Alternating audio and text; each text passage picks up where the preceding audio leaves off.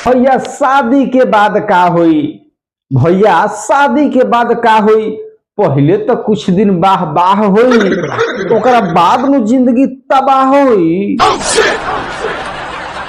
हाँ तो चलिए आइए भैया, नमस्कार प्रणाम, हम जितेंद्र सिंह रवा सबका टॉप बी कॉमेडी में स्वागत कर रहा बनी। भैया समझने की आदमी के जिंदगी में नींद चैन खुशी मुस्कुराहट सब खो गई बा। आदमी के जिंदगी में नींद चैन खुशी मुस्कुराहट सब खो गई बा। तो बुझ ली भैया नु ओकर बियाह हो गई बा। तो दुख दर्द के संग बा, लोग अपने लोग से तंग बा। दुख दर्द के संग बा, लोग अपने लोग से तंग बा। अब बेबस और लाचार बा और शिकार बा। बेबस और लाचार बा और शिकार बा। आ रोटी के जगह पर बेलना खैले बा। आ भोरे भोरे मुंह पर 12 बजैले बा। तो बुझ लिए भैया क्यों इंसान टटके बियाह कैले बा। देखी भैया टटके से याद पड़ गई कि चुनाव आ गई बा। हो अरे भैया माने जनता आम लगावता तो आठी खाता, जनता आम लगावता तो आठी खाता, और रोजगार मांगता तो लाठी खाता। हाँ समझ ली भैया कि जनता आम लगावता तो आठी खाता, और रोजगार मांगता तो लाठी खाता।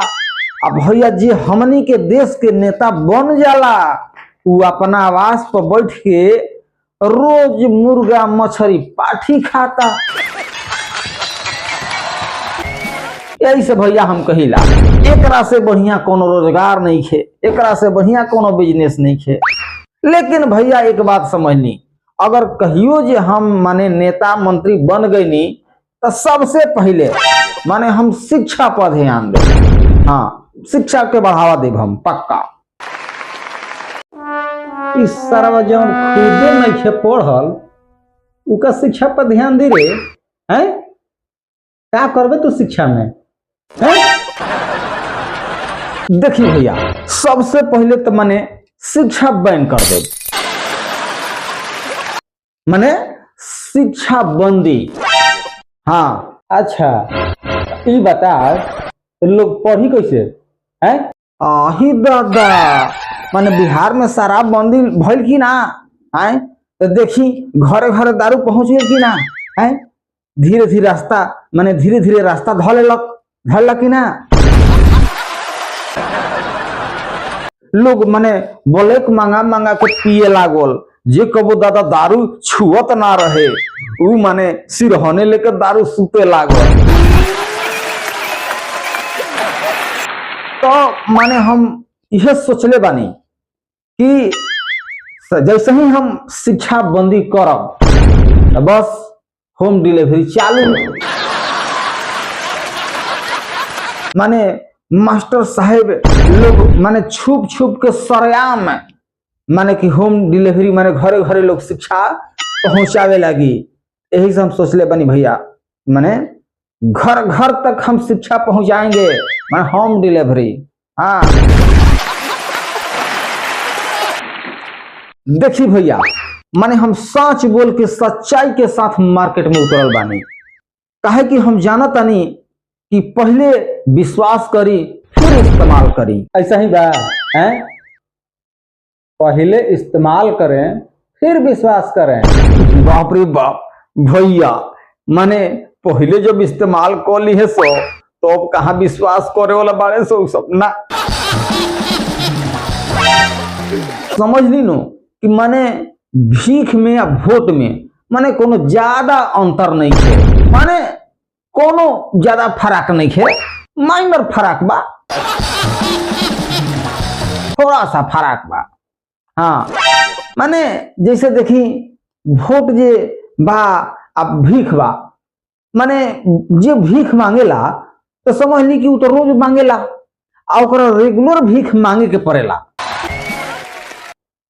आ जौन बा जे बसे माने वोट बा और वो 5 साल में एक ही बेरा मांगे जाए के बाद 5 साल में एक बेरा वो वोट मांगे जाई आ कहीं जे लह गए माने कहीं जे रउआ जीत गए नी तब भैया समझ ली कि जनता लोग 5 साल रौरा से भीख लोग मांगी।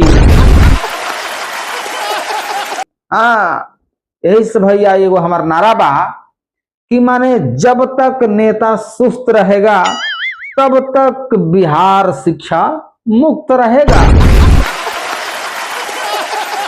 अनहरिया के नेता कैसा हो तो डिबिया बतिया जैसा हो।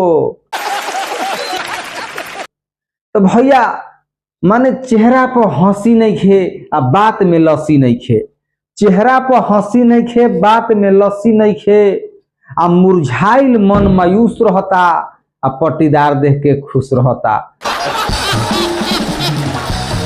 आ कपार पर हाथ उधैले बा हमेशा खुदकुशी करे के मूड बनैले बा। कपार पर हाथ धैले बा हमेशा खुदकुशी करे के मूड बनैले बा। तो बुझ जई है भैया तू टटके बियाह कैले बा। जय हिंद जय भारत।